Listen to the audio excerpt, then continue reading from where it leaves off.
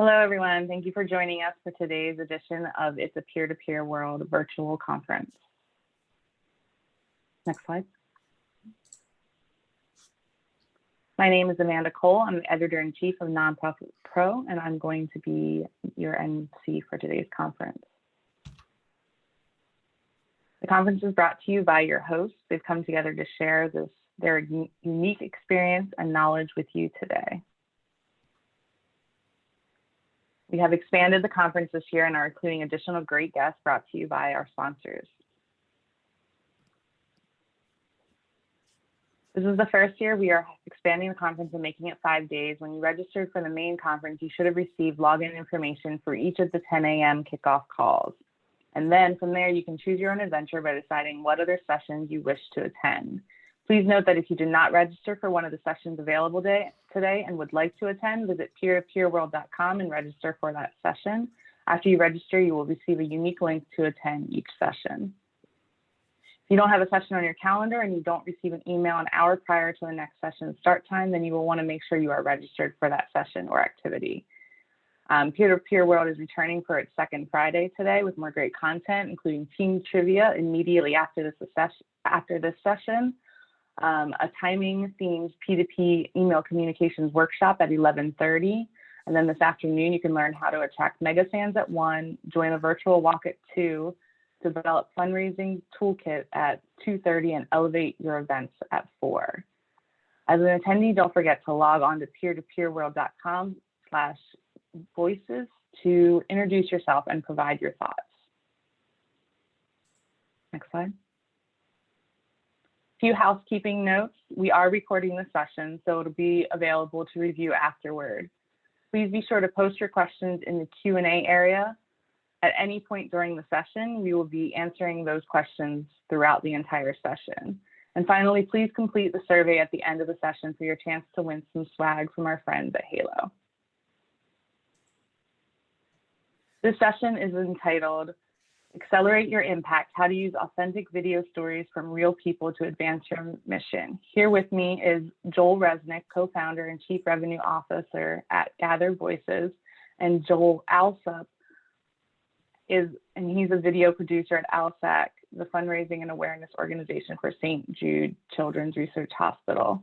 They will be discussing how to lift up authentic voices of the real people at the heart of your organization with video content from sources such as your fundraisers, volunteers, donors, and supporters. Again, during this session, please feel free to submit any questions you have through the questions tab in your Zoom control panel. Both Joels will answer questions throughout the session. This will be recorded and made available online after today's conference. And with that, I'll turn it over to both of you. Awesome. Thank you so much, Amanda. We really appreciate the very kind introduction. Joel, it's Joel Fest. We're here. We made it. Thank you so much for joining us today. I really appreciate you taking the time to share your stories, your experiences with the audience here today. It's my absolute pleasure. Thank you so much for having me. Yeah, I was getting really excited this week with all the activity that was happening, pre-event promotion around this, but also to see the launch that happened with SpaceX on Wednesday was an amazing thing to see. And we were just talking about that a moment ago. In fact, you're close friends with some of the people that are actually on that journey, aren't you? Yeah, so one of the astronauts who's a former patient and physician's assistant at St. Jude is actually a close friend of mine and my wife. So it was a nerve-wracking event, but one of the most special things we've ever seen together, and a really special thing for St. Jude. Yeah, well, I can only imagine, and I can't wait to hear their stories when they get back. But today I'm thrilled to really kind of get in and start sharing a little bit about the quick agenda that we have here. So we're going to talk a little bit about rapid innovations and how that's changing how people engage with nonprofits today. We'll also be talking about best practices for telling visual stories that drive fundraising outcomes. And then Joel Alsup's going to share some amazing stories from St. Jude and what they've been doing with video content. And then we're going to give you some simple steps on how to get started doing this with your community. Again, please ask questions throughout the session in the Q&A. We'll be keeping an eye on that for sure. Cool. So, the way that donors, volunteers, and supporters discover and engage with your organizations has changed in a lasting way. The trend towards digital and video engagement is already well underway, but the global pandemic has completely accelerated the shift to digital in a long-lasting way. Video continues to help organizations stand out from the crowd. The results are clear. Video drives marketing channel performance and return on investment. And you can see here some of the results that we've seen with our clients using video from our solutions. There's also many reasons why video marketing is so effective. At first, it inspires empathy and emotion. And Joel, you've got some videos keyed up that's going to hit us all at the heartstrings today. I'm sure of it. So I can't wait to see those. We really hope so. And I think you guys will see it's a unique way that we're able to share our stories now.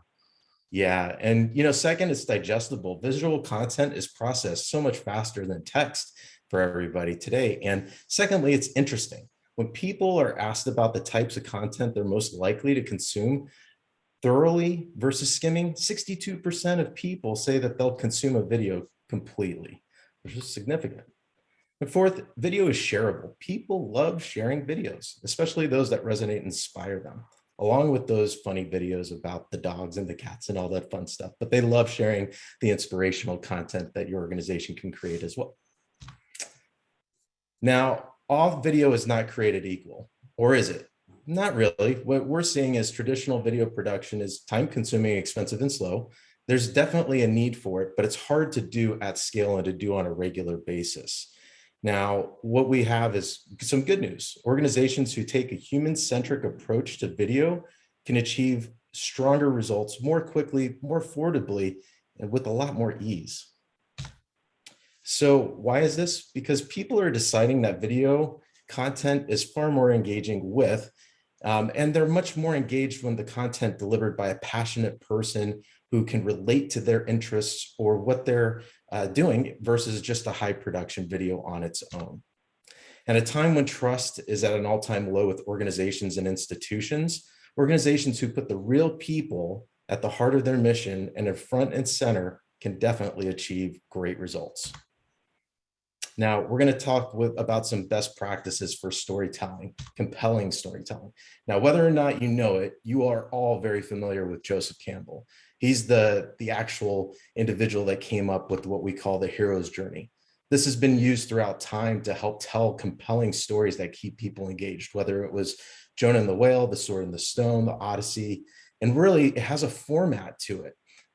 This is where an ordinary person in an ordinary world is called to an adventure, but they refuse this call. They don't believe they're the person for it. And that's when they run into the mentor. The mentor is somebody that helps them cross that threshold. They set them up with the tests and the allies. They help them actually go back and kind of reassess who they are and what they think they can do and put them into the ordeal. This is where the individual can really realize that what they are able to accomplish is super rewarding. Let's see here. Sorry, I'm just going to pause for a second because I'm seeing video is not visible to the audience. I just want to make sure I was aware of that. Do we have any issues? Just checking in with the team here real quick. You're good, Joel. Okay, great. Thank you. Okay, great. So then they have the reward aspect of this, and this brings them back to the ordinary world where they're resurrected and they have the ability to go back and make change happen. This story sounds familiar because you've seen it in things like Star Wars with Obi-Wan Kenobi, or with Harry Potter, Mulan, or even Black Panther just recently. Okay, so my question now is, who is the hero of your story? When you guys think about that, who do you put front and center? Is it your organization? Is it your brand? Is it the individuals you're helping with? Great, Brandy, thank you for chiming in with that. The survivors, that's right. That's a great answer. Who else out there has some ideas about who your hero of your journey is? I'd love to hear from you guys about that. The donors, yes, Arlene, thank you for chiming in with that. And that's right. So many organizations tend to think about themselves as Batman, right? They're the hero. And then Robin is their sidekick as the supporter. Well, shifting the paradigm, thinking about this, actually, you want to be the mentor. You want to be the one that helps facilitate change. And in order to put the supporter, and that can be the donors, it can be your staff. I love that, Rich. Your direct staff is the hero. That's fantastic. Those are the right people to put front and center here. So now this is something that's you've started to see in different channels and communication. So I'm just going to play this short video about how Nike pulled this off.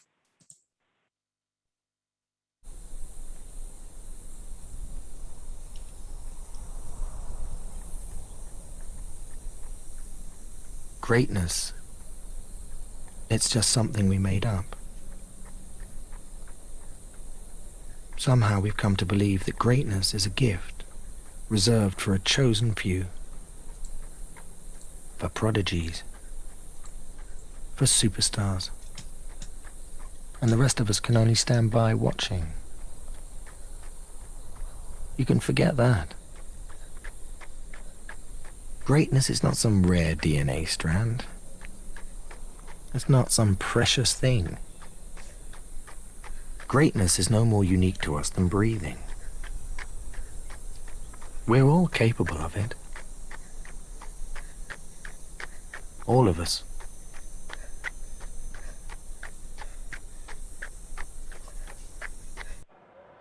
So Nike actually did a whole series of commercials here where they didn't put their product front and center. They put the people front and center that are using it, and they're just empowering and enabling greatness that can come from anyone or anywhere.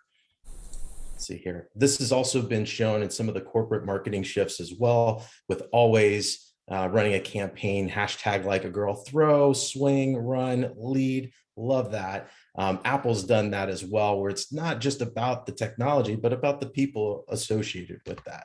So this is where we're going to get to what Joel is going to share with us around what St. Jude is doing with their organization and how they're making this all happen. So Joel, why don't you take it away?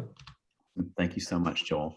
So I want to give you guys kind of a bird's eye view of St. Jude Children's Research Hospital and why we do what we do. So St. Jude is leading the way the world understands, treats, and defeats childhood cancer and other life-threatening diseases. So we're treating a lot of pediatric cancers and other life-threatening diseases. We were opened in 1962 by our entertainer, Danny Thomas.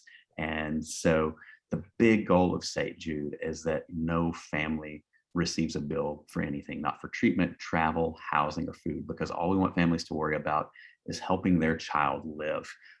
And so to do that, when we're looking at treatment protocols that can sometimes be years, we have to raise a lot of money. And by that, we're reaching out to our donors and appealing to their empathy and showing how they are the hero. And so that is what we've been in a while. Joel, you can go to the next slide. So we'll talk a little bit about why we've chosen video as an avenue to do this.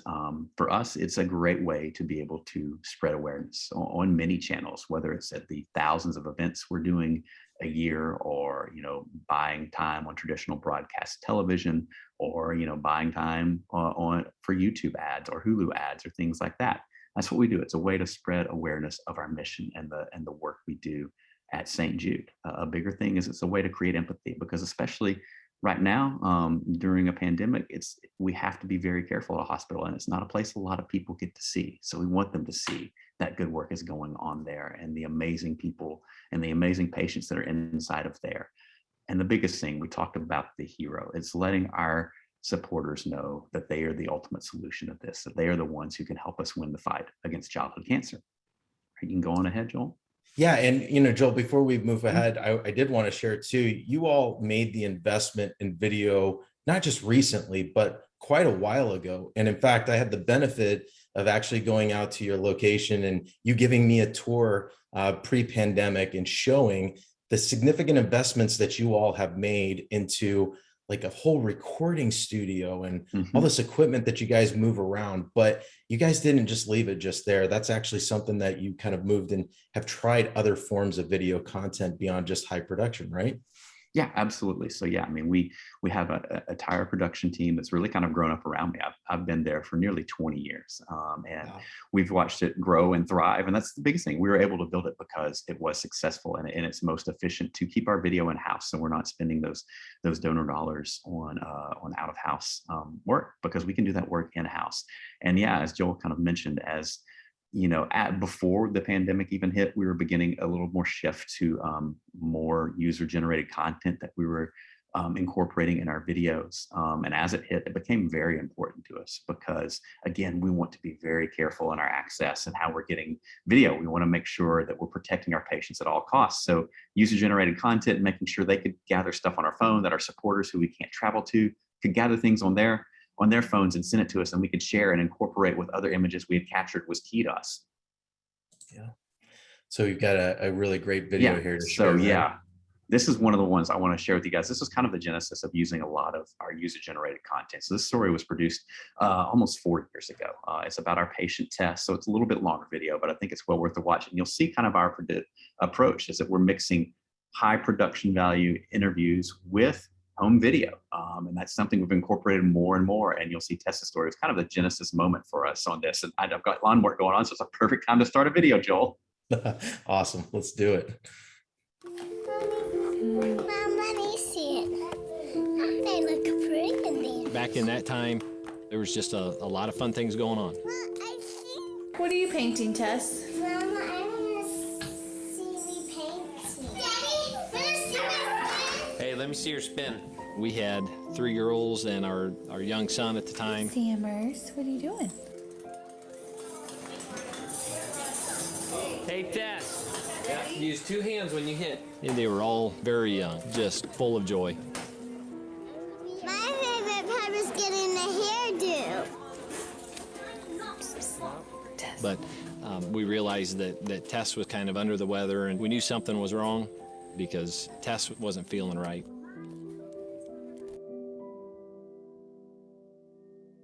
Tess started complaining of leg and back pain. So we took her in to our pediatrician. They did some blood work, which showed nothing major. This way.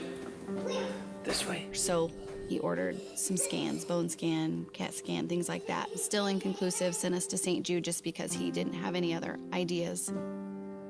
And so we went to St. Jude in January of 2009, and they did some more testing and found a grape-sized tumor in her adrenal gland, and they were able to diagnose her with stage 4 high-risk neuroblastoma. They had told us 20 to 30% chance of survival. So 50% chance she would make it through the year. And then if she survived that, then there was a 50% chance that she would make it another year. So the statistics were not good.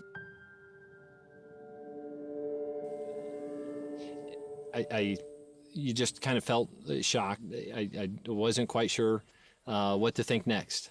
Do you want to play with Sammo some more? She was fighting for her life, and we were not sure that she would make it. Happy birthday to you. So even getting to her birthday when she was 3 weeks into treatment, we thought, okay, this could be the last one. Those days, they're a blur. But I think we were still just thinking like, this is our new life, and we're gonna do whatever it takes to save Tess. Ready, Miss Tess? There's a guard. Okay. You're not gonna have any hair when we're done. Tess, the hair fairy's gonna get so much hair tonight. Woo-wee, baby! Tess, you look beautiful. It was honestly just surreal. I lost her. This room is too big. The room is too big. I wonder where she is. Can't find her. I remember how significant the treatment was. And so it was just, we were surviving, doing what we needed to do to help Tess endure one more day. We found her.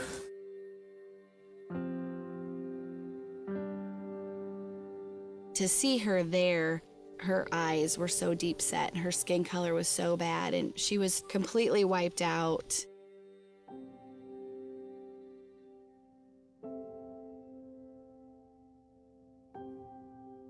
We were blessed to be able to put our daughter in the best place in this world to treat her.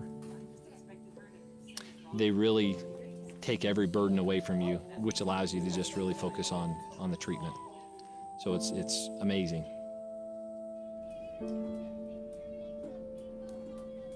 Her last treatment was July of 2010. Uh-oh, not confetti.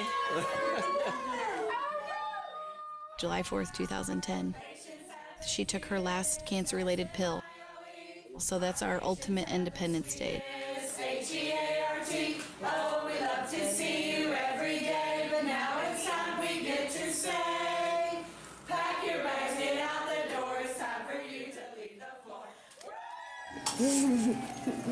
You're home.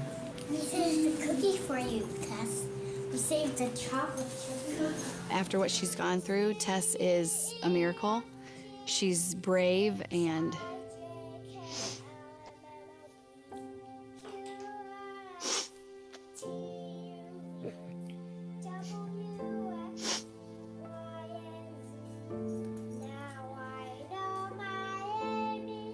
she is cured. And now cured is our favorite word.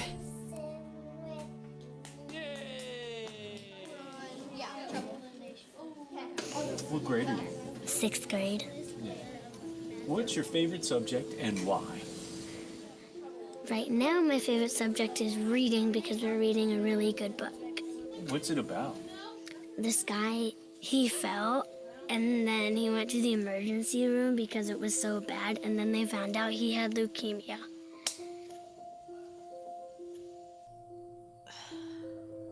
St. Jude, to me, as a mom, how do you describe it? It was a light in our darkness.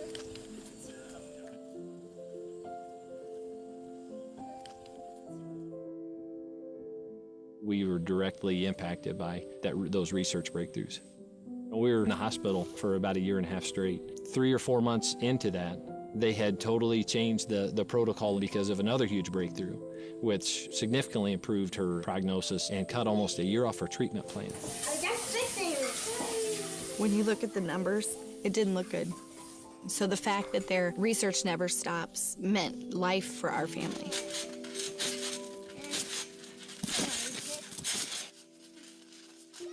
My family is living proof.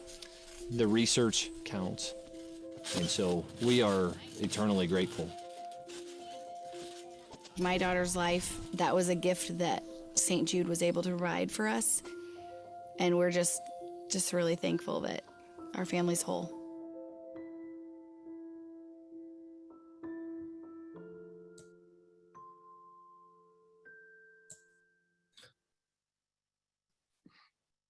Yeah, so I mean, that, like I said before, there's an ability to build empathy and to drive emotions. And Joel, I mean, you guys, I don't know what to say. That was extremely powerful.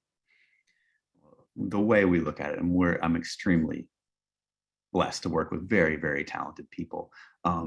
Is it's just our job to get out of the way, and having this, this insight that the families can provide through the videos that they capture lets us get out of the way even better and provide even more insight to what that journey is like and gather that empathy even more. So that was an example of like a longer form story that we do. And even though it was, I think that one's like 6.5 minutes long, you're engaged the whole time. And I really think the content that the family gave us really helped elevate that and really made you feel more part of that story. Yeah, absolutely. Let's see here.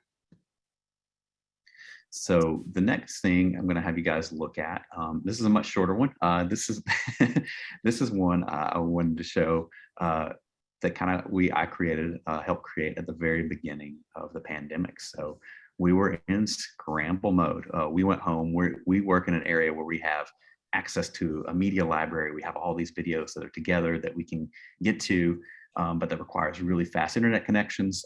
Not necessary for all of us when we're working from home that we have that. So we were kind of scrambling, like, how can we find stuff? How can we continue to share original stories while we're in this? And that was going back to some of the videos that we had been able to gather from our families. And so what you're going to see here is a short spot we created really at the beginning of the pandemic, just to show that the mission of St. Jude Children's Research Hospital isn't stopping. That even, when everything is going on in the world, we've still got to work to find cures and save children, that we're all in this together, and that you guys are the ones who make this possible. So Joel, you can hit play.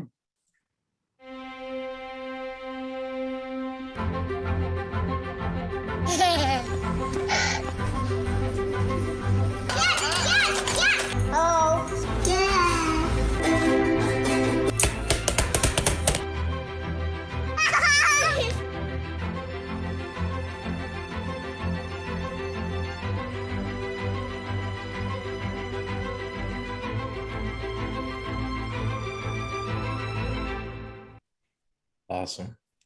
I think what's super interesting too is that, between the previous video and this one, you see such a wide range of quality of content, right? But the ability to tell the story isn't fully dependent on that. Now, is it, Joel? No, not at all. It's, what is important is providing those beautiful insights. Doesn't necessarily mean the camera has to be held horizontally or vertically, or the framing has to be perfect. It just means that you can see that we're doing the best we can, and the families are just amazing in this difficult situation. Again, getting that content from them provides invaluable insight to that. Now, one of the questions that popped up in the Q&A a little while ago while the first video was playing is, what are the actions you all take to collect that kind of content? How are you making that happen? How's that possible?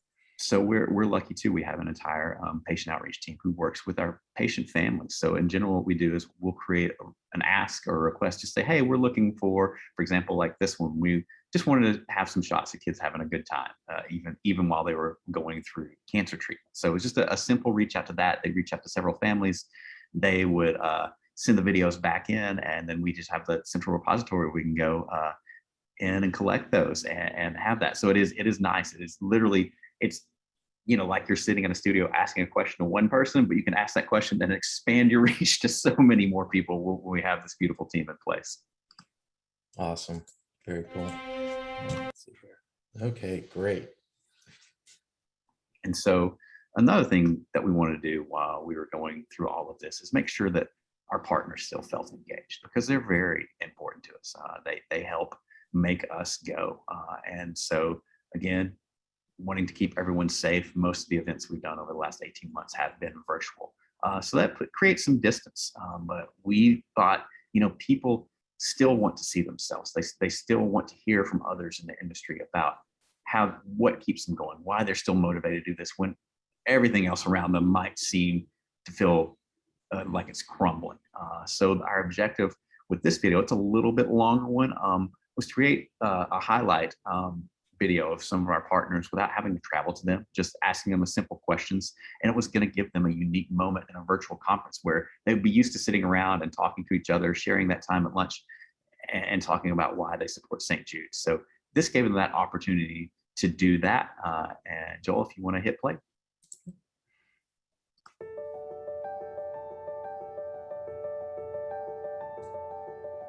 Varsity Brands was committed to partnering with St. Jude through the pandemic because our missions were still relevant. Our missions have always aligned. We both inspire hope and create memorable experiences for young people. And even in the midst of a pandemic, that is still vitally important. We should still be following our mission. And also, our mission shouldn't stop, and cancer never stops. Especially this year, given the current state of the world, we really need to band together and tackle the things that are facing us head on and as a team. What we've learned is that we are strong, we are dedicated and committed, and we will persevere through any tough time. The mission of Favorite Cares for Kids is simple: to improve the lives of children in our local communities. This is something that St. Jude does every day by finding cures and saving children. We want to give back to our community. We own and operate restaurants all across the country, and because of our customers, we're able to operate a very successful business. And we feel with that comes a responsibility to give back. And St. Jude's been a really unifying partner for us as a company. And we know that by giving to St. Jude, then we're supporting people in every community where we own and operate restaurants. It's made our brand stronger, it's made our people stronger, it's made our communities that we take care of stronger, and it's just done wonders for our engagement and our employee morale. As a company that serves kids, we want all kids and families to be able to let go and have fun. We know that when kids and families are empowered to live healthier lives, especially through the cost-free care that St. Jude delivers directly to their patients and families, and the research that they provide to the entire healthcare community, the kids and families can get back to focusing on the things that matter most. Domino's believes in the mission of St. Jude. Having the opportunity to support that mission adds value for both our customers and our team members. Our team members take pride in fundraising. They like the opportunity to do something that's bigger than themselves, bigger than their store, and it helps them stay happier at work. At this point, our partnership goes way beyond the surface level. It's truly who we are, and it's in our DNA. And to me, that's the ultimate why of our partnership, is that giving back is a critical part of our culture. It's what brings us together and makes us proud. And of course, not only that, but it makes a true difference in other people's lives.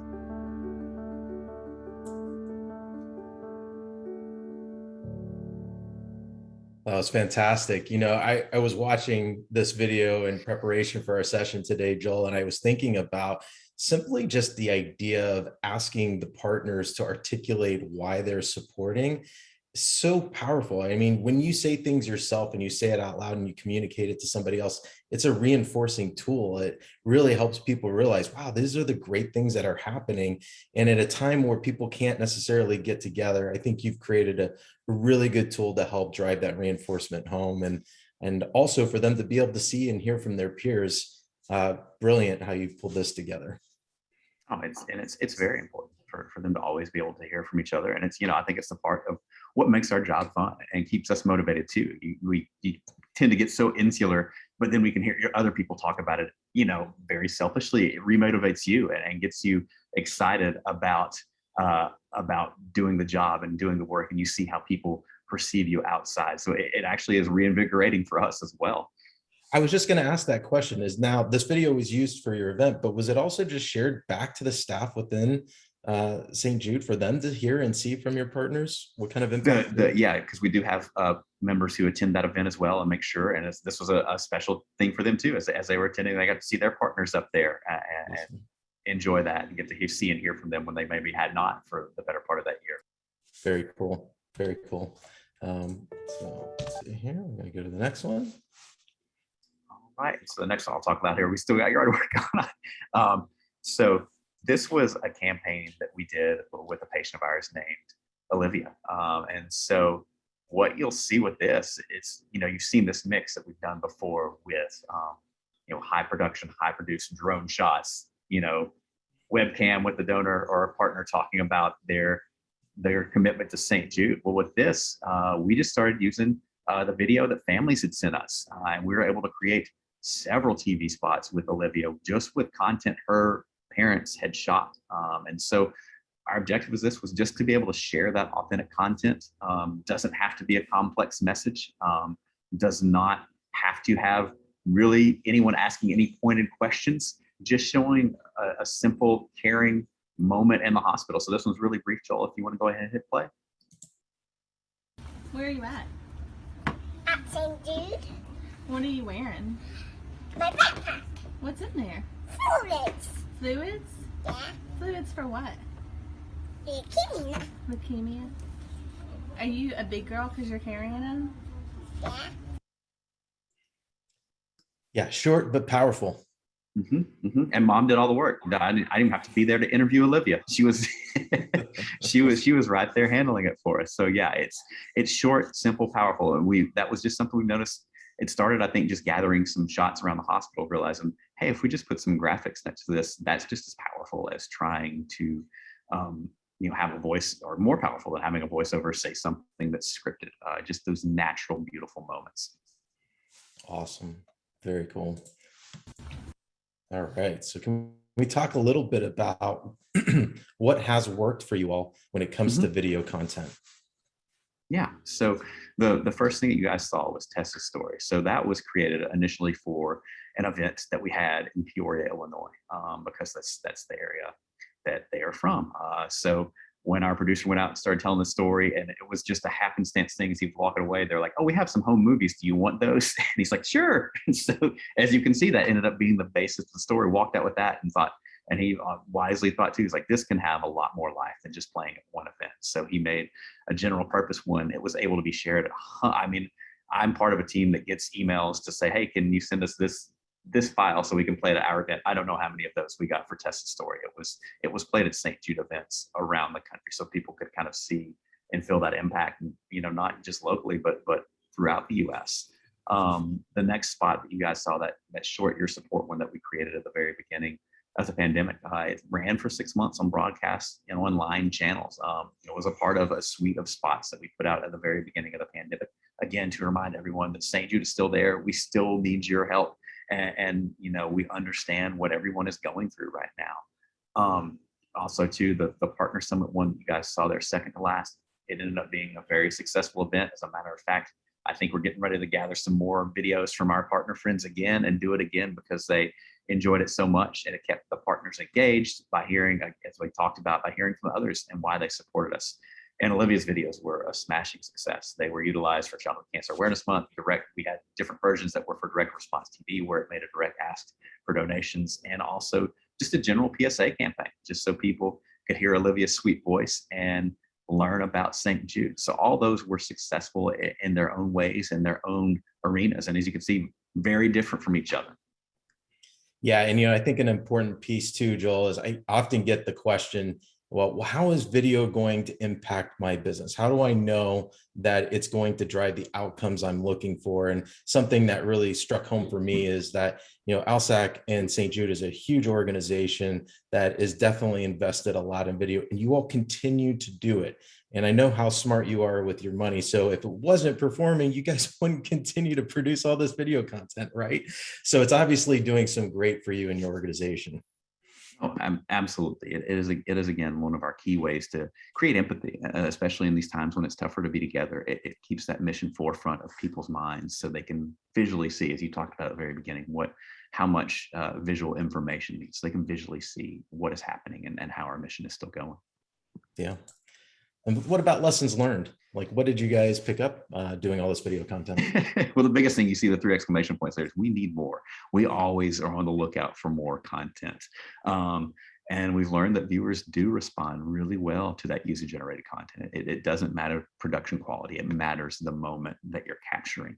And again, one thing I think that you saw through all those videos is we take our voice out of it. There's no scripted narration. The most things you would see were simple graphics on the screen pointing out facts. We want to have the patients, their families, the supporters, the donors tell their story in their own way. And that makes our jobs, again, very easy and very gratifying to know that people want to share that and really respond to others sharing that.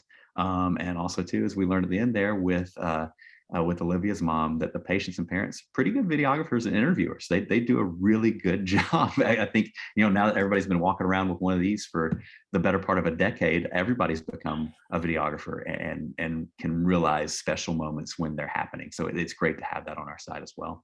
Yeah. And, you know, it's interesting, Joel, to that point, like, it's been a decade. We're all walking around with these devices and capturing this content. And even before that, the whole, you know, mini camcorders are out there. Like, people are just far more comfortable and familiar with creating content and sharing it. And we've got a whole new generation that's coming up. That's what they've been doing, whether it's social media or it's, you know, interacting with their friends through text or whatnot. Video is just playing a major component of it. And if you notice the iPhone that was just released, most of it talked about the camera and how it's getting better at capturing better video, even in dark situations or things like that. So, you know, video just continues to be kind of the core center of like great storytelling, which is super fantastic. So talk to us a little bit about what's next for you all. Yeah, so a big thing we've been working on the last month or so is our St. Jude Walk Run, which will be a big event for us coming up at the end of the month. It's going to be all virtual, again, making sure we're keeping people safe. So, I mean, we have gathered content from several different markets just to make sure it's feeling special and localized to people who are still going out and wanting to do this event. And again, a lot of that is just user-generated content, asking them a question, having them respond on their computer, on their phone, sending it into us and marrying it with other materials. And again, it's even in this changing, challenging time, keeping it authentic, making it feel local, making it feel personalized to everyone. So they don't feel separated, even though we want to keep everybody feeling as together as we possibly can. And that content really helps us do that. Awesome. So now let's talk a little bit about some simple steps to kind of keep in mind for successful video campaigns. So number one, make video a big part of your strategy. I think we've been hammering that nonstop in this conversation. You know, it's not a one-time task.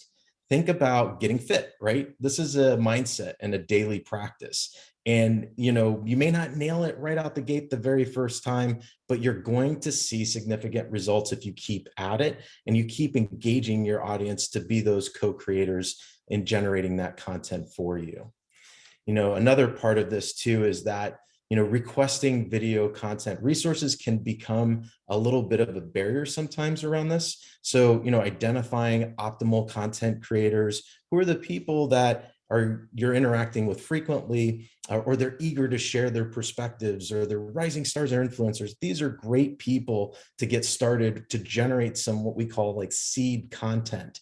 And as more people see the faces and the voices of your audience showing up, that starts to create a level of comfort to do that. Keeping it simple. Joel, you nailed it, right? Like, don't ask for them to answer 10 questions. I think the stats are like, people forget after 3 things you ask them to do, it's like a 66% drop off. So keeping it simple to like 1 or 2 things that you may ask them to do and to provide to you is super important. And then inviting them with the personal touch, that's a great way to get started with it. Coaching them through the process. Again, I'm just going to echo what Joel said. I mean, he's the expert here. Authenticity is more important than that high production value. Allow them to share their stories, allow them to say it in their own words, so that they're not feeling like they're reading from a script or having to put on the company face. They're just sharing their experience is super important. And then video considerations, you know, lighting, sound, length, it's good to have. What's really interesting is quality audio actually is a big factor in whether people will continue to watch a video or not. So really ensuring that your individual that's submitting that content to you is close enough to the mic, they're not in a super noisy situation. That's actually a really good tip, because it could be low light, it could be not set up just right. But if I can hear you, I'm going to stick around a little bit longer to consume that content. And so then sharing in the right place. Now, once you've gathered engaging video content, it's all about using it in the right places. You know, video itself isn't a strategy. Your strategy is your value proposition, messaging, targeting, and communications plan. So incorporating it into that and not making it its own separate thing, but how do you use video to support the activities you're already doing today is the way to do this. Now, use of the video content with your co-creators is important too, to include like on your website. So think about the places where you can show those faces and the voices of your audience there to increase time on page or even conversion to the next page that you're trying to get them to.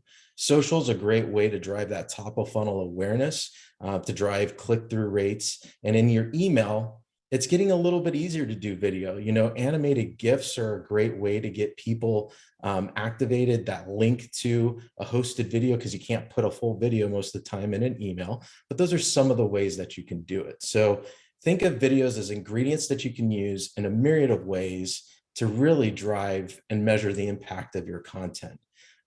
So let's talk a little bit about strengthening human relationships, one video and one community at a time. This is what Gathered Voices, this is part of our mission.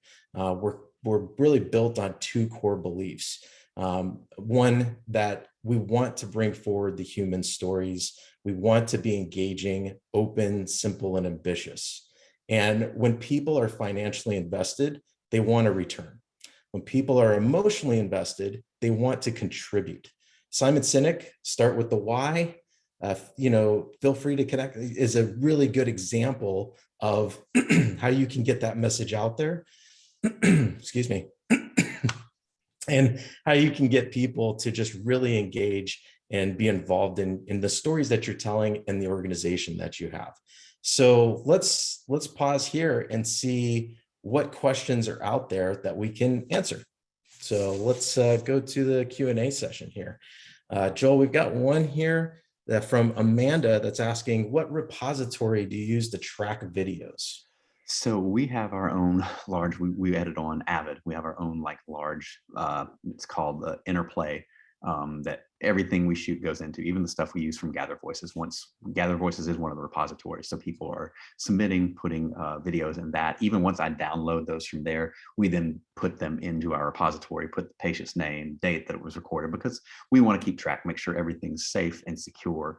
Because what we do is we place a 3-year limit on our footage too, because everything we want to highlight is showing a current need. And it's a better business bureau practice to have that all be within 3 years. So that way it allows us to track it, to make sure we're not using any old footage, and do the best we can so we can notify patients and families when they are in a TV spot or something cool like that.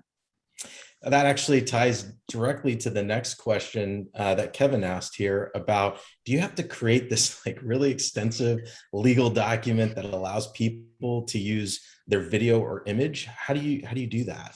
Yeah, so that's part of our team there who works with the patient families. They have everyone sign a consent form, making sure that they're aware, that they know anytime, and we keep that on record. Whenever we do create a video, we make sure and go back and cross-reference all those consent forms, make sure it's all good before anything is going out.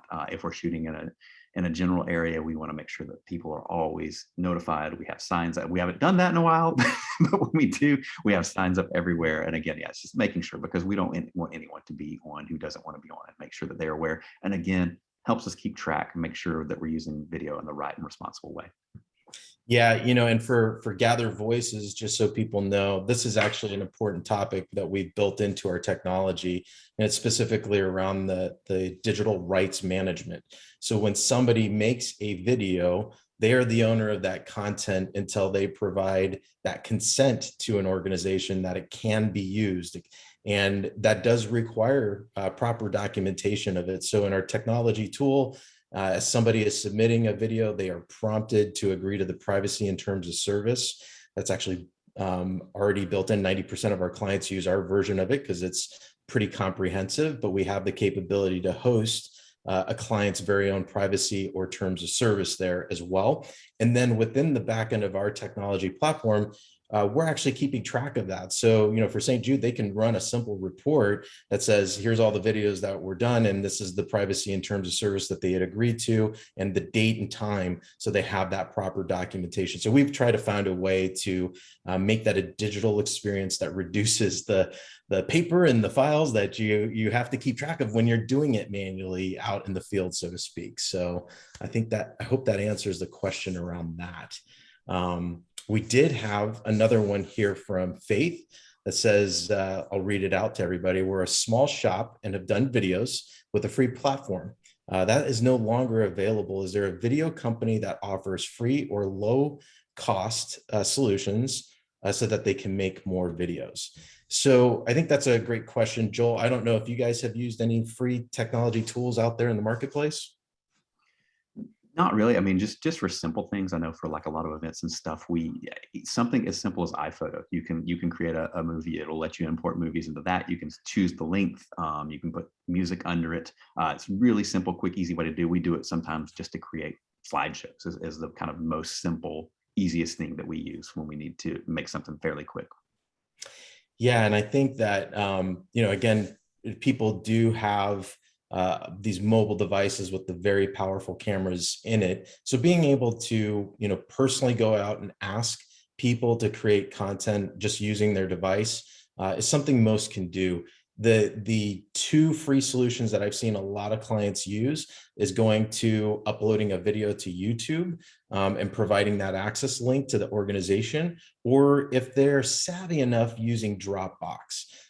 Where they can drop that file over if it's big and it's too hard to email. So, think about those two tools as ways to get people out there. It does require a little bit more of a hands-on touch with, explaining to them what you're looking for. And it's probably best for low volume video content collection and utilization.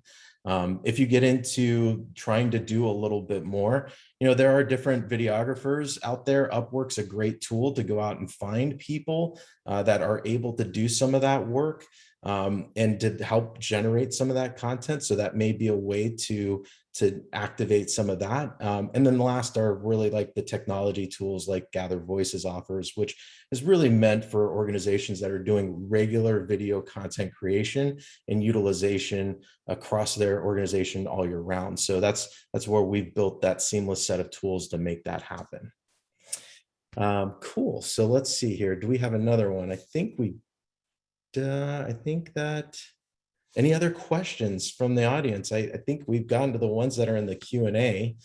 Let's see here. Oh, Rich has actually responded in the chat here saying that they've used Tribute as a video contest to do a video contest, and they've got a pretty inexpensive solution. So maybe worth checking that out as well. Thank you, Rich, for sharing that. I see another question come in from Kathy, just asking about sharing the consent form. I'll be happy to, yeah, we can put in the chat. Caitlin, I know you're listening in as well. Maybe you can share the link for the Privacy and Term Center that we have for Gather Voices. We'll be happy to share that. Joel, I don't know if you guys have a boiler template for that consent form that you'd be willing to share. We don't external. Somewhere we do have it for an external one, but I'd have to find it. So okay, I will see if I can find it. I just don't have it with me. Yeah, fair enough. But what we have ours out there, so we'll be able to put that into the chat.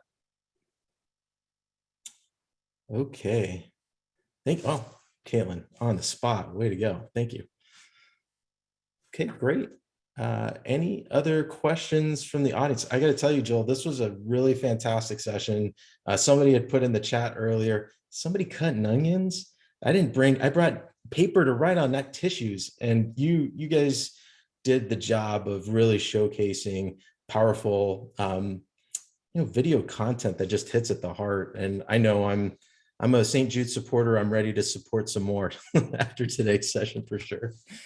Well, thank you so much. Thank you for letting me share and be part of this, because yeah, it is video, as you've seen, it's a wonderful and powerful way to share stories, to create empathy, and just to remind everyone that we are together. Yeah, and I got to encourage everybody out there. You may feel overwhelmed. It may feel like something that's too hard to do, but just know nobody starts as a professional. Nobody starts at the top of the game. You got to start somewhere. And if you're not doing this yet today, take the chance. Find those few people, follow those simple steps, get out there, have them create some content for you, utilize it. And I guarantee you're going to find some amazing results that really change engagement that you have with your audience. So thank you for the opportunity to present this information and to share with you all today. Thank you, Joel. This was a lot of fun. I'm so appreciative of you joining us today and sharing your stories as well. So I think we'll hand it back over to the team. To Amanda. Yeah. So yeah, thank you guys. This was great. I think you guys also, in addition to sharing great stuff about video content, I think you also might have gotten a few new donors for St. Jude's. Forgive me while I'm trying to pull my script up. Okay, so don't forget to complete the brief survey at the end for a chance to win some cool prizes. And thank you so much for joining us today.